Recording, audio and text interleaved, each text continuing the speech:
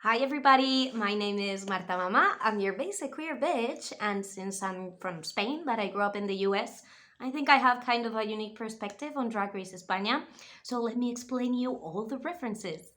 Qué heavy eres, Juana. Soy auténtica. Desde luego.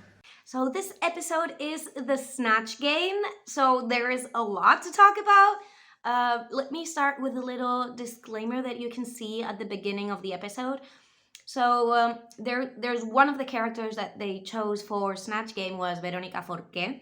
Verónica Forqué was a very, very beloved actress in Spain. You can see her like in many Almodóvar movies. She is a Kika from the movie Kika. She very, very sadly passed away. She lost a long battle with depression. So it was a very, very tragic death. And right before her death, she was receiving a lot of hate from the internet. That become like a very big conversation about the things that we say online or we don't say. So they wanted to put that little disclaimer. They said that they thought about like taking those images away or refilming the whole episode, but they couldn't do it. So they just kept it as it is, and that this is like a big tribute to Verónica Forqué.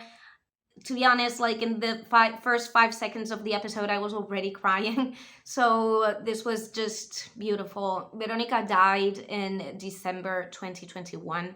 And I think she died, and it wasn't even a week after they finished filming. And I loved how they did that. Then we have the mini challenge where they have to learn a poem from like a famous Spanish poet, and they have to get ready pretty quick, and then they have to deliver the poem without reading it. This challenge had things that I liked and things that I didn't. I do not enjoy this thing with the pit crew. I just don't. It is true that I am a queer lady, but what's up with this pit crew thing? Like, why are we doing this with the pit crew? Why do we have so many close-ups of, the bulks and everything? Like, why is this necessary? I don't like it. I don't enjoy it. I think it's cringy. I think it's in like very poor taste. And there's one other thing. Like in the first episode, they have this super cute trans guy in the pit crew, and they announced it like, oh, we're super very inclusive. We've never seen him again. And all the other pit crew members are just like the typical super hunk guy, super masculine, super like, is that necessary? But well, I did enjoy the moments where they were getting ready, and Onyx is trying to put on this latex outfit and she couldn't like zip it up. So Estrella and Sharonne are helping her. Like, it's very fun because, time is very tight, and instead of doing their thing, they're helping Onyx. I thought it was very funny and endearing. I love how much they love each other. I know that everyone lives for the drama, but you can love your sisters and still have drama. I'm going to leave down below, just in case you're interested, all the poems they talk about, so you have them down below. There's not a lot to talk about. Sharonne was doing Gloria Fuertes. Gloria Fuertes was a poet that we had in Spain, and she's kind of like a Maya Angelou, but maybe she was a little more like towards children. She was like pretty recent, and many of my generation and Sharonne's generation would remember her perfectly, but many of the girls didn't know who she was, so yeah, cool. But yeah, most of the other ones are like very old poems, even though they're very nasty sometimes, like Estrellas.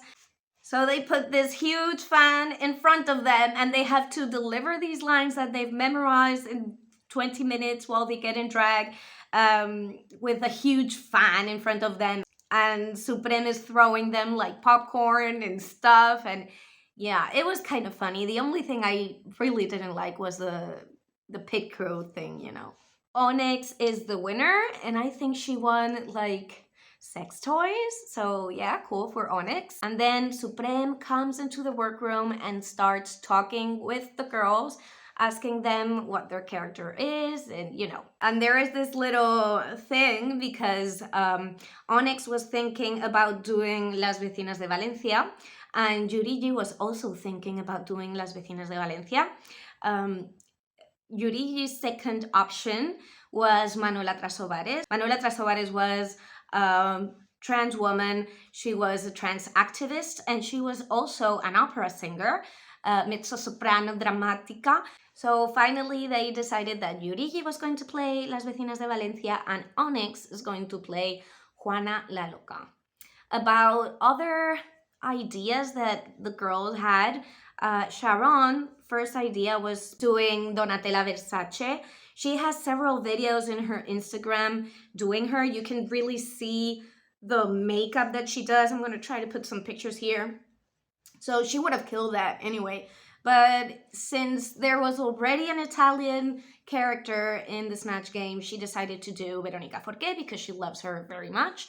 And I'm really happy with that decision, to be honest. And then Diamante talks about this a little bit, that it is true that she could have played any white character, but well, it is also true that if you're a black person in Spain and you have to do a Snatch Game, there are not many options. Her other option was Lucrecia, who is a Spanish singer, but there are not a lot of black people that are very well known in Spain, so she did RuPaul. So then the Snatch Game starts. The guests in the Snatch Game are Jedet. Carmen Jedet is one of the actresses that plays La Veneno. She is the young one, like the pre-transition and just starting the transition, that Veneno. She had to delay certain parts of her transition in order to play the character of Veneno. So if you haven't watched Veneno, I recommend it very, very much.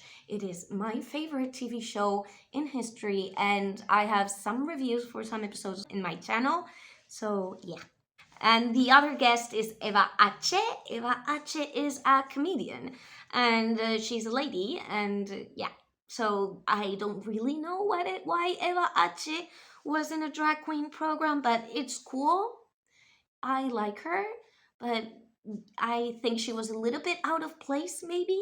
So let's start with the characters for the Snatch Game. First we have, as we've said, Sharonne doing Veronica Forqué. This episode was basically Sharonne's drag race. The ability that Sharonne has to look exactly like Veronica Forqué, and she has all the little movements, everything, her accent, everything is absolutely on point. And she also brought her energy. Veronica Forqué was someone that was very, very spontaneous and very free, and she was very proud of being someone that was authentic and honest. As I said before, she ended up dying in December of 2021. She committed S-word, and she had just been in this TV show, in this reality show on TV. It was a cooking reality show for celebrities called MasterChef Celebrity, and she actually left from that competition because of her mental health, and she got a lot of backlash because of that. So there was a lot of hate against Veronica Forqué for a little bit, and then the next thing you know is that she had died. So it was this huge thing, and it helped us to talk about hating online.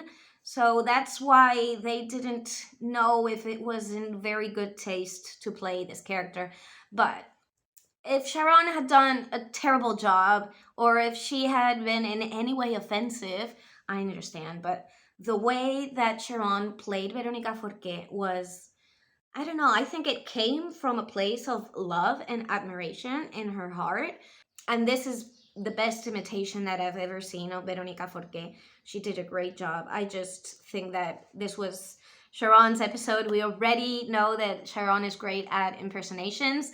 So yeah, amazing. So next to her, we have Yurigi del Cli playing Isabel, la vecina de Valencia. This is one of the characters that I'm sure you're not going to have a clue about. This character became very famous on TV because she appeared in a TV show called Callejeros. Callejeros would mean something like street people. They did interview styles or even journalistic reports, but on street people or normal people, everyday people, and they talked about different things. So one of the stories they covered is this disagreement between specifically two neighbors, two ladies that are neighbors and live in the same like building complex in Valencia, and they are Vicenta and Isabel. So these two ladies have been having a lot of problems. They both complain about the other one, and they say that the other one is harassing her.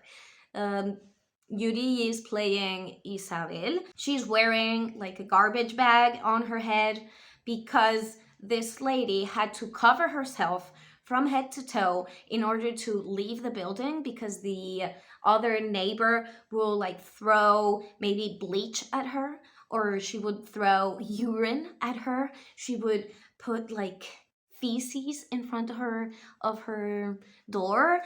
She would paint like the word whore everywhere, and she was harassing her very seriously. They had sued each other 8 million times, and the whole problem, I think, was that they wanted Isabel to leave the building so she would sell that apartment so they could buy it like the other neighbors.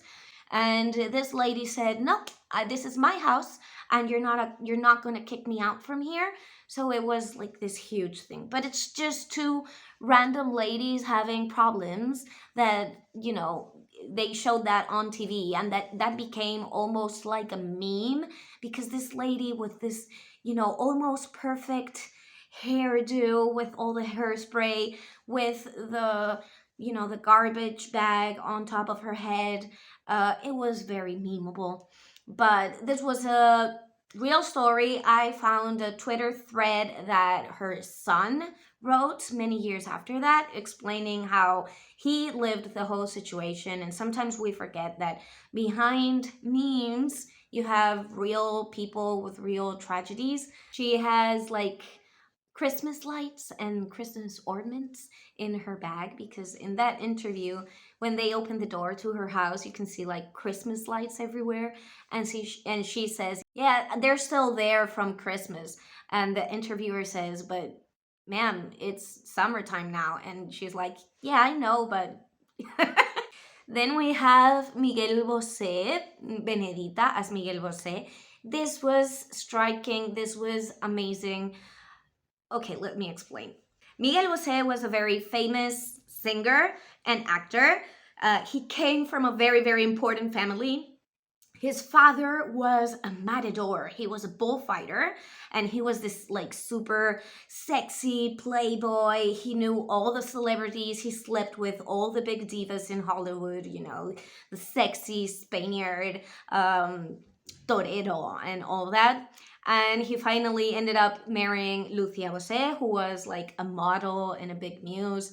They knew a lot of important people. They knew, Picasso and Hemingway, and his house was always full of like very important people. So this kid, the son of these people, ended up being a singer. And Miguel Gosse became very famous everywhere, but especially I think in Italy and in Spain. And he did a couple of things that were major. First of all, he wasn't like this very masculine person. He started wearing long skirts on TV, which was something revolutionary, and he was like a queer icon.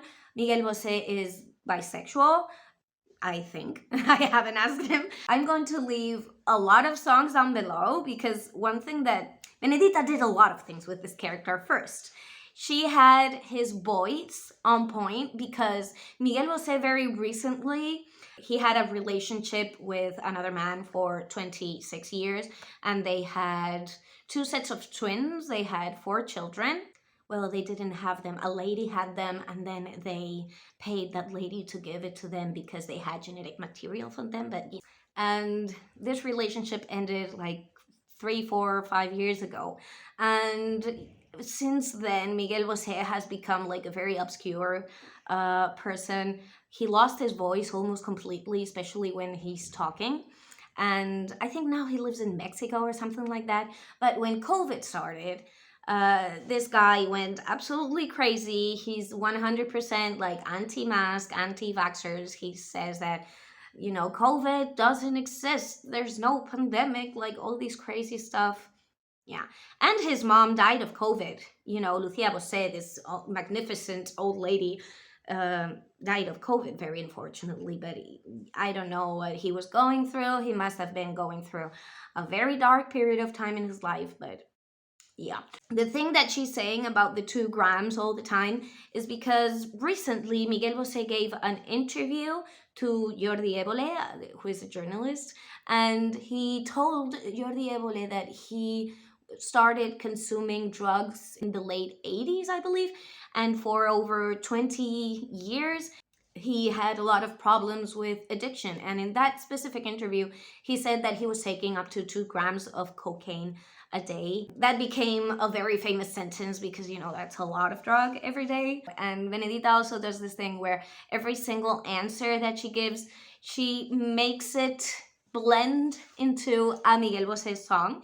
So one of the answers that she gives is U Café. That's a song. Then she says, ver a su amante bandiler. Like, Miguel Bosé's most famous song is Amante Bandido. That's like a bandit lover. And she switched the word bandido to be bandiler, playing with all the drug and addiction thing. So, yeah, she did a very good job. I was very, very impressed with Benedita. And she looked exactly like Miguel Bosé. And she was actually wearing a jacket made by a designer called Eduardo Navarrete, who was in the same edition of MasterChef Celebrity as Verónica Forqué, who was Sharonne's character. So, a full circle. Then we have poor Onyx, my love, my heart, doing Juana la Loca. She was queen Spain didn't exist, so she was the queen of Castilla and the queen of Aragon, and she was actually the first person that was queen of both places. She was the daughter of the Catholic kings.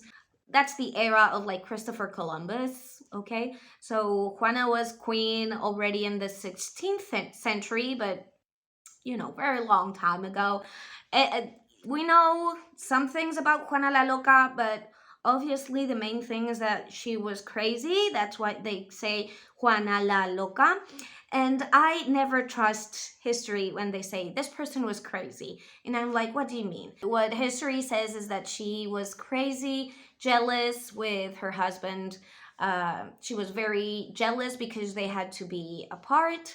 And she had to be apart with her children as well for a long time. And she became just crazy. And then the husband died and she became even like crazier. And she followed the casket for 8 months around Spain because of whatever. Other than a crazy queen, there's not a lot to do if you're not a big like comedy person. So I think this was a difficult character for Onyx. It was very triggering. After Ugacio last year, she was sitting in the same spot. She did a historical character. They're both like the alternative drag from the season. They both won the first episode. They both were eliminated in the 5th episode. Like, there's a lot of parallels. And like it happened with Ugacio, my heart broke in 100 million pieces. Marina's doing Antonia Delate. Antonia Delate started out as, well, she's Italian. She's not from Spain. And she was a supermodel in the 80s and in the 90s. And she was Armani's muse. She married like a very wealthy and important and well-connected Italian man called Alessandro Lecchio. And that was a couple that was on TV a lot because Alessandro Lecchio was very like unfaithful to his wife with a very famous Spanish woman, Ana Obregón. So this all became like a tabloid circus. after like being in all the tabloids and everything, Antonia Delate has become like a TV personality, and for a very long time it was very normal seeing her on Spanish TV. We have Carmen Lomana, played by Setlas. Carmen Lomana is another like very, very, very rich lady that comes from a very wealthy family. She's a widow.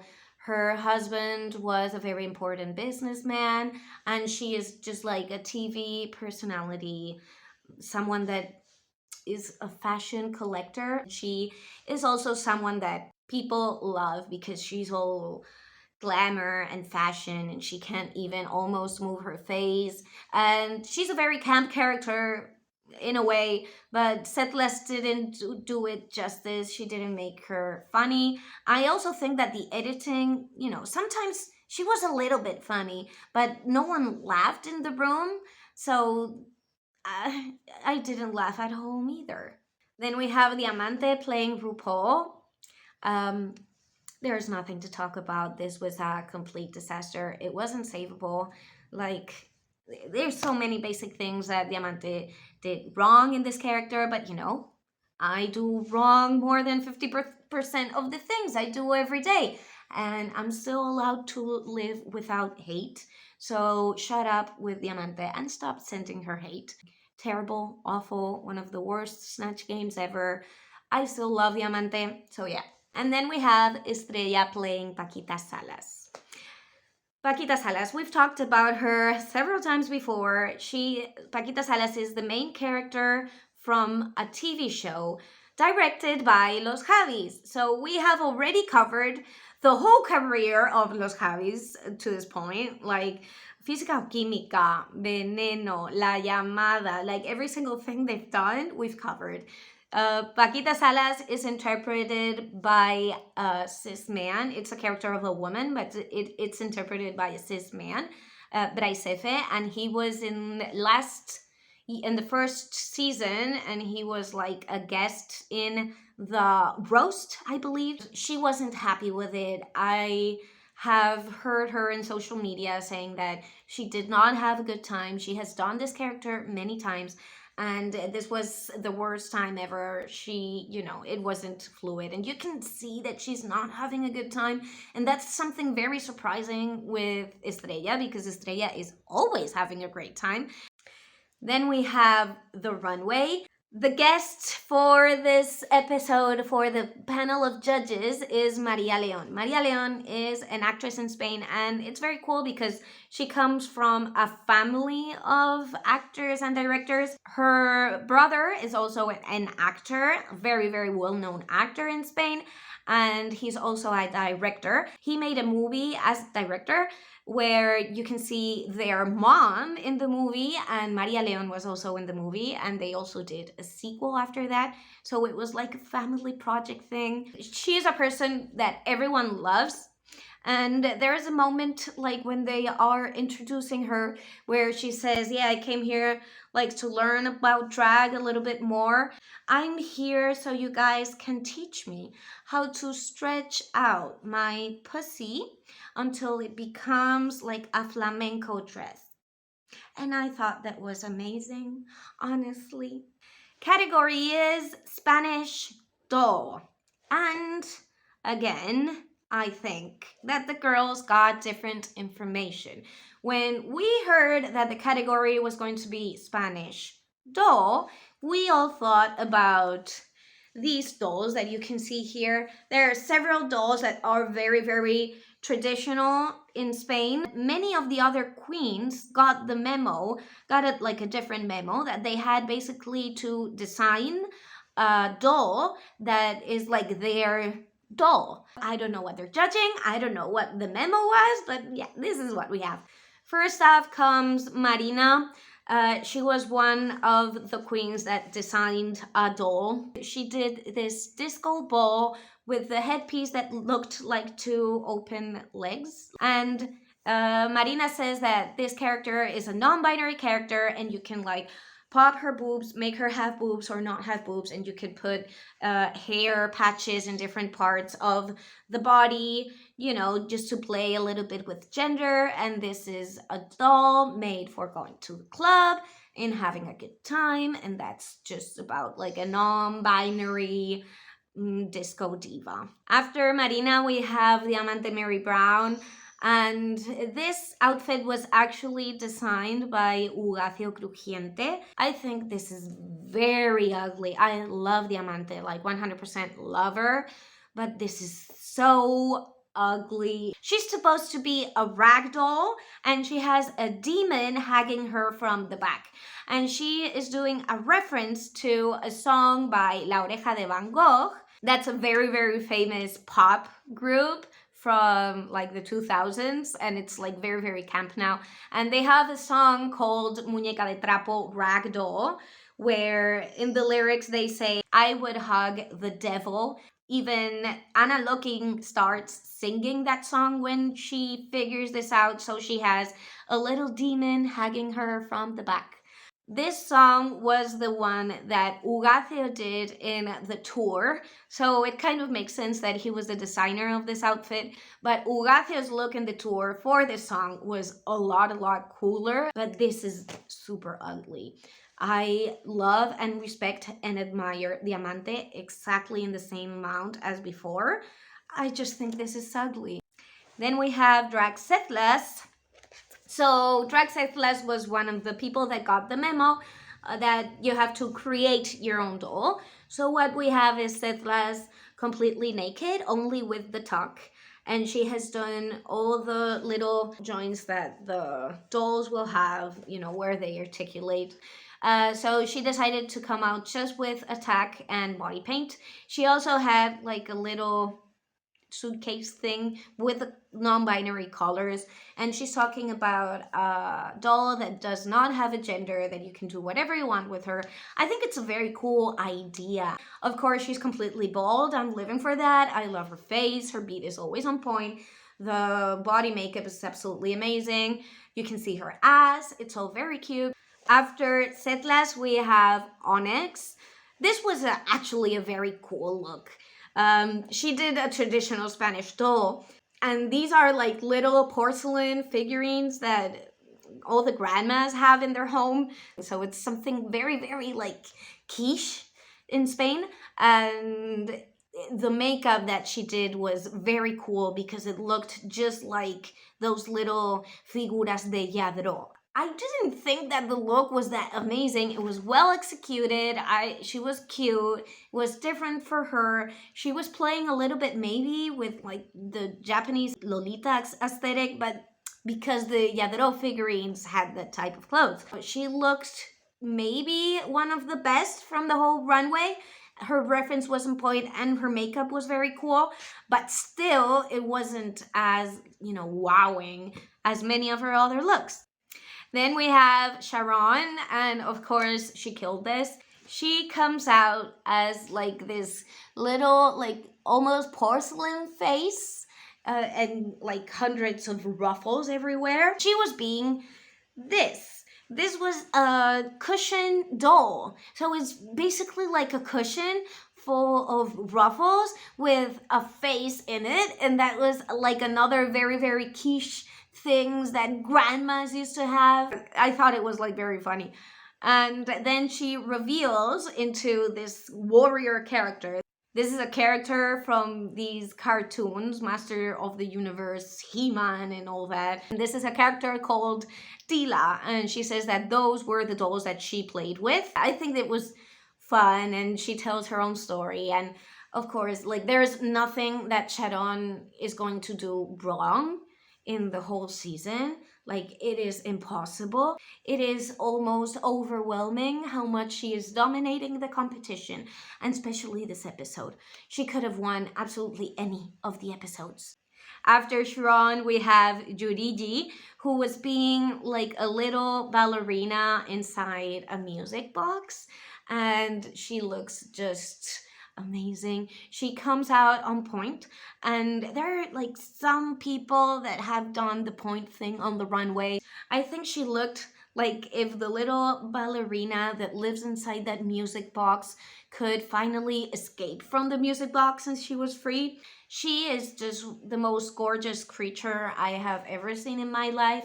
I am completely in love with her, and she looked great. And then we have Estrella Estravaganza.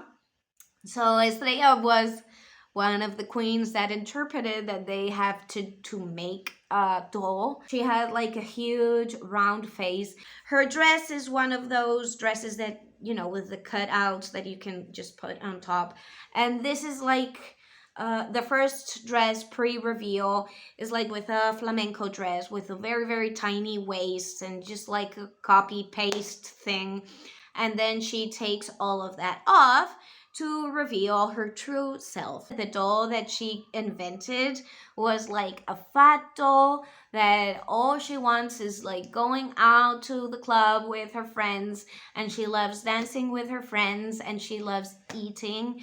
And honestly, I 100% can relate. And this is my favorite moment from the whole episode. She comes out eating a durum, a kebab durum. Probably the main street food in Spain, like junk food. It's even bigger than pizza and hamburgers, probably. Like, this is if you need something quick at 4 a.m, you're going to eat a kebab in Spain. So she comes out with that, and in the little talking heads she starts crying like, oh my god, you cannot believe how much this means to me. And we were all like super worried because everyone loves her. And then she starts saying, I haven't eaten a kebab in months, and now I finally can eat my kebab. And she starts eating it on the runway and throwing it everywhere. Estrella has, like, every single episode, she does a couple of things that you can tell that she's just doing them because they make her happy. This is just like when she was an onion and she was eating dirt, or when she was the nun the last episode and she had a mantilla instead of the headscarf of the nuns. Like, those are things that are maybe not important for the overall performance.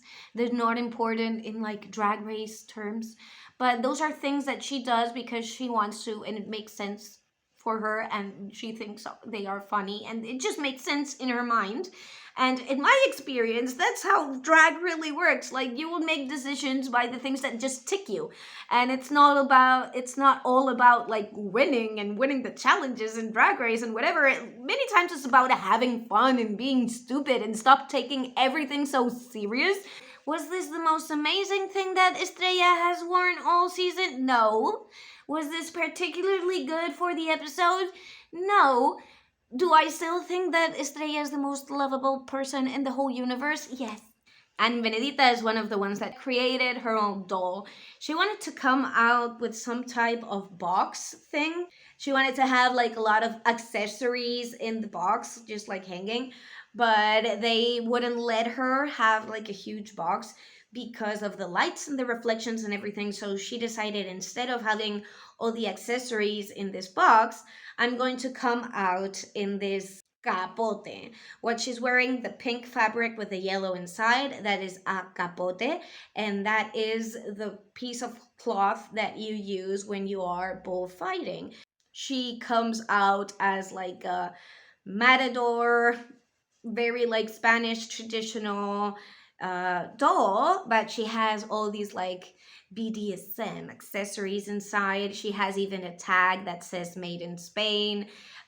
It looks like maybe one of the souvenirs that you would find maybe like in a gas station in Spain or something. She's still very much in this aesthetic of taking very, very traditional Spanish aesthetic. I wasn't expecting that from her, to be honest. I don't know why. I don't know if it's just because the order of the challenges of the runways was just like that.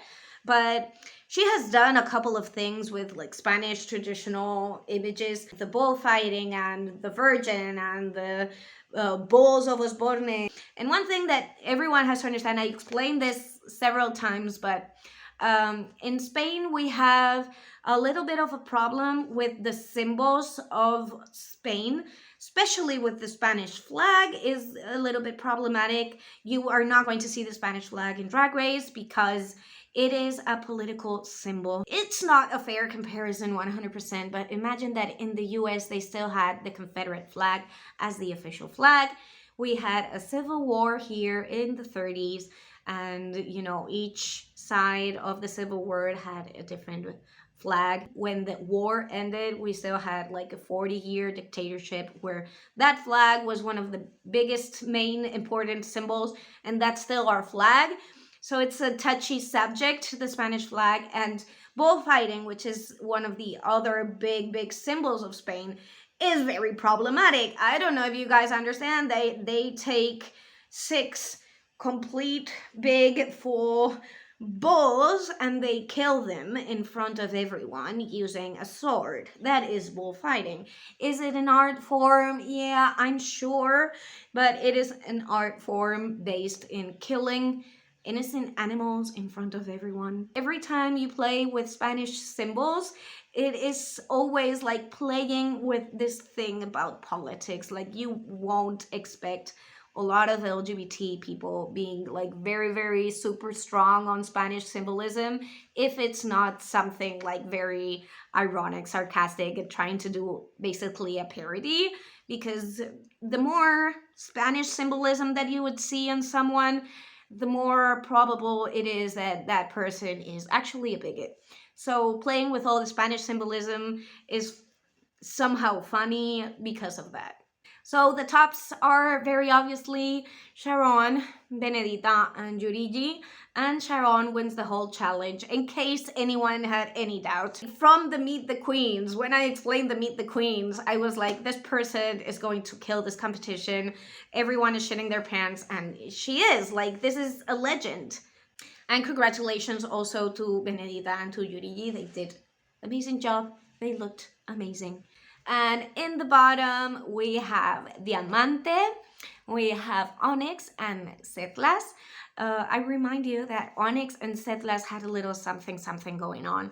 So the first thing we know is that Diamante's in the lip sync, and then it's between Onyx and Setlas, who love each other very much. So when they say Onyx are going to lip sync, Setlas goes to the back of the stage and starts crying. And I'm already like, because I know how good Diamante is in a lip sync, so I was already like crying. Like, this did not look very good for Onyx. And then we get to know that the song is Arrasando by Thalía. Okay, Thalía has never done this song live. This is the craziest song you can lip sync to. It has so many lyrics, so fast. It is very difficult. And props to Diamante. She knew every single word of that lip sync. Diamante's an excellent dancer, but the part that impressed me the most wasn't even the dancing. It was that she memorized all the lyrics. Onyx also had like a very good grasp of the song, but not all the parts, and her dancing wasn't as good as Diamante's. So Onyx is going home. Everyone is in shock. We all love her very much. She is another character that is very likable, very lovable. Her artistic view is just out of this world. All her drag family, the way that she has to approach drag in a different way. And most of all, she's like a cool girl, She's like the type of girl that you want to be friends with, because I think that even though she looks kind of scary sometimes, she's like so sweet and honest and vulnerable, and that's not something you see a lot in Drag Race. You see a lot of fierceness, but not a lot of true vulnerability and honesty and crazy creativity. So I love that we've had her. I'm very sad that she's not going to be here anymore and that I'm not going to get to enjoy her anymore. But as I always say, leaving Drag Race with everyone loving you and everyone being very sad of you leaving is one of the best things that can happen to you. And the most important thing in Drag Race, if you're not going to win, is to become a very employable drag queen. And I think everyone loves Onyx. So I think that's all for today.